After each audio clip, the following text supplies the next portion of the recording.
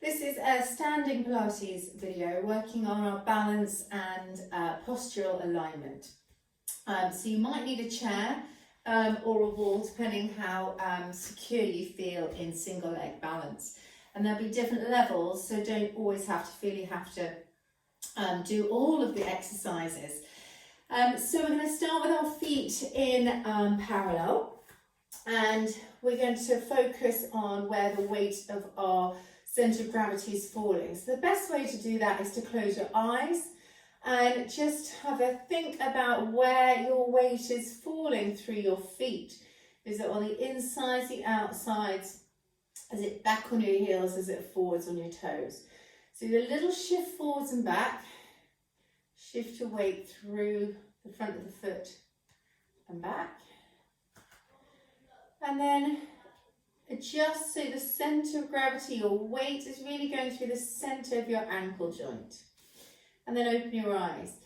You want your weight to be level between the inside and the outside edges of your feet.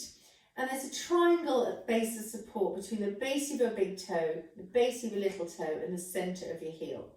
So you want to feel grounded and equal between those 3 points: base of big toe, base of little toe, and through the centre of the heel. You want to have a sense that you're lifting the inner arches, so the arches of the feet are not collapsed in, they're lifting up, and take that up through the legs, a little squeeze of the legs, and a slight feeling of wrapping round. Okay, so that will come with the lift of the inner arches. Then that can take us through to our deep tummy muscles, and we can use our pelvic floor to draw in and up to engage our deep tummy muscles. So if you just relax and then draw in the inner arches up of the feet, a wrap around of the legs, and engage that core. So for us, we're doing pelvic floor to engage our deep tummy muscles. So imagine you're walking to a cold sea, or just stop yourself sort of midway and draw the pelvic floor muscles in and up, in and up, in and up, and then engaging the centre. You then want to keep a connection between your rib cage and your pelvis. You want to draw your ribs down and feel a strong connection through here. Nice wideness through the front of the collarbones, and a feeling that you're drawing your shoulder blades down your back. So there's a lot to think about. Width through the collarbones, shoulder blades, and lastly the head. You want the crown of the head to be lengthened upright and the chin to be slightly nodded down. Okay, so you end up with your head stacked over your shoulders, stacked over your hips, stacked through the centre of your ankle joint, and this connection from ribs to pelvis. Okay, from there, gonna feel hard to move, but from there, we're wrapping around, engage. We're going to go up into heel rise, and then lower one heel, down, and then up, and then down. So yeah, we're working on a little bit of balance, but we're keeping the alignment of our spine. So grow tall, keeping the length of our waist long. I want to sense that you're leaving your head right up here as you drop the heels. So both up onto toes, drop both heels. And up and drop heels. Keeping your ankles, keeping your knees aligned, not letting them fall in, not letting them fall out. Great. So from here we can add a little knee bend as if we're sliding down the wall and keeping our spine, again, nice and straight and up. So a sense that you're sitting down on a high stool, kitchen stool, straight down. Actually, that wouldn't be right. You're sliding down a wall. And up. Good. Up into heel rise. Up, down, sliding down the wall, knee bend. So we'll keep this long line from tailbone to crown of head. This length through the spine. Up and down. We can add arms to this as we bend the knees. The arms come forward, straighten, and then challenge the balance. Lift the arms up and then back down. Arms forwards and straighten, Lift the arms up and you can circle them out to the side. Adding further challenge to that movement would be knee bend, and then lifting the heels up tall. Keep the connection through your ribs and your pelvis, and then arms down. I'm a bit close to the wall, so I'm going to move here. So bending the knees, lifting the heels, connect through the ribs, and then arms down. One more like this. Down, heels, reach, and then reversing the movement. So out to the side and up, bend the knees, lower the heels, and straighten. Two more.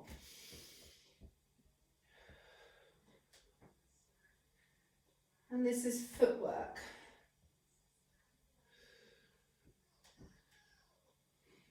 Great. From here, we're going to take a hip hinge. So we're going to fold at the hips, do a Pilates squat, bend evenly at the knees and the hips, and keeping a nice straight spine from the crown of the head to the tail, and then coming up. So hinge, and then come up. So keeping this connection between ribs and pelvis is really important. So nice long straight back, including the head, and up tall. This is quite useful to do with a mirror. So we're going to add an arm raise to this, hinge forwards, keeping that lengthened spine, connect the ribs, reach forwards, lift the chest, look slightly up, and then back, and then up. Hinge, reach, and stand.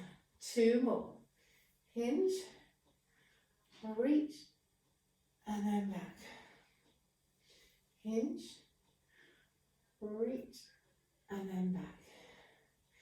What's quite nice to do if we get a little bit achy in the back is take a wide stance, bring the arms out to the side, shrug the shoulders, release, bend the knees, flat back, hinge forward, flop down, roll the spine all the way up and lift the arms up, out to the side, hinge, soft knees, flop down and roll the spine. So this is a good exercise to do if your back gets slightly stiff from doing exercises in standing. Good. From here then bring the feet back in and working towards single leg balance. So you might want a chair to help you just to balance when you're on one leg. So again, keeping a tall lengthened spine. You can have a wall as well. We're going to simply do knee lifts. So as you lift the knee, the hip drops down, the knee lifts up, and the spine stays nice and lengthened and lower. So that spine stays long from the head to the tailbone. Hip drops down, knee floats up. Good. Keep going. And keeping both sides of the waist nice and long. If you are holding on, don't lean too much into that side. Good. And then knee openings, you can have your toe on the floor, open. Or you can slide the foot up, making it a little bit more challenging. Or knee lift out to the side. Now, so this standing leg, important to stand tall out of it, have a slightly soft knee, not locked, and to keep it nice and upright. And back. Keeping hips facing forwards. Two more.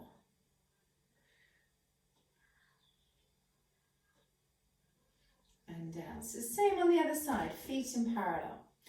Keep the waist long. Engage the center. Standing leg grows tall with a slight bend. Hip drops down, knee floats up.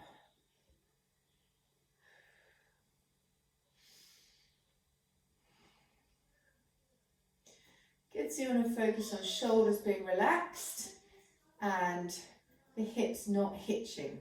Keep the waist nice and long. And then going into knee folds, knee openings. You can work from there, toe on the floor, toe onto the knee, or knee openings. Again, keeping the hips facing forwards. You hold on. But as light as you can. Only use it if you feel yourself wobbling. And open, grow tall out of the standing leg and down. Great. Going back to single leg, sliding the left leg forwards. All of this can be done in contact with the floor, and to make it harder, obviously take the foot off the floor. So from here, we're going to just hover the left leg, grow tall out of the standing leg and circle around. 2, 3. Again, slightly softening in the standing leg and then reverse.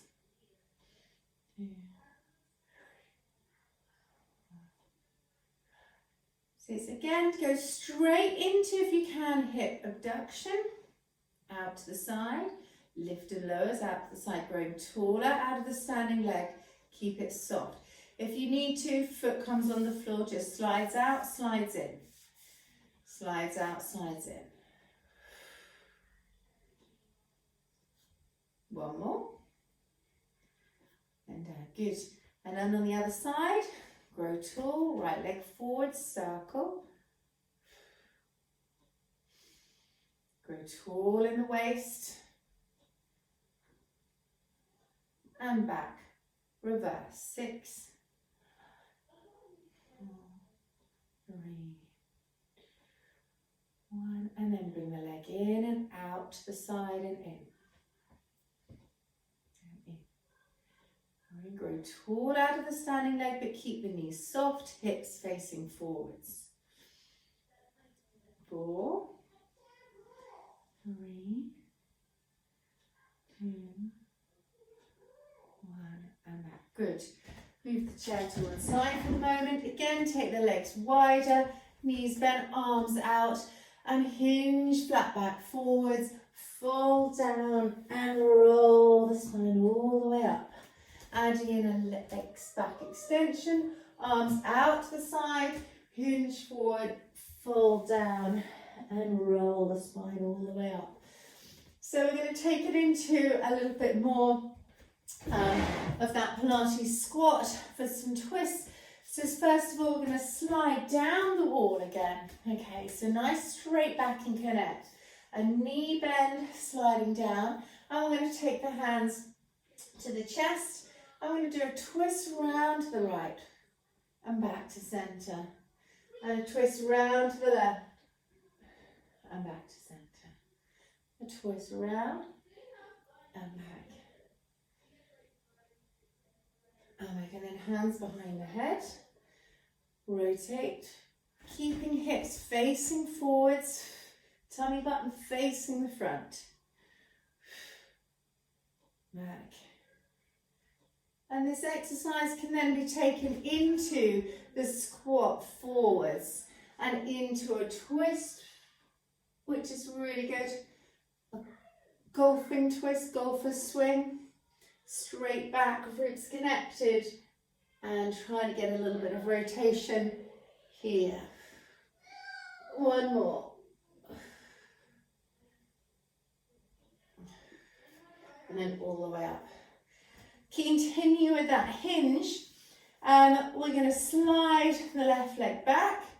We're going to hinge again at the knee and hip. Nice lengthen spine straight back.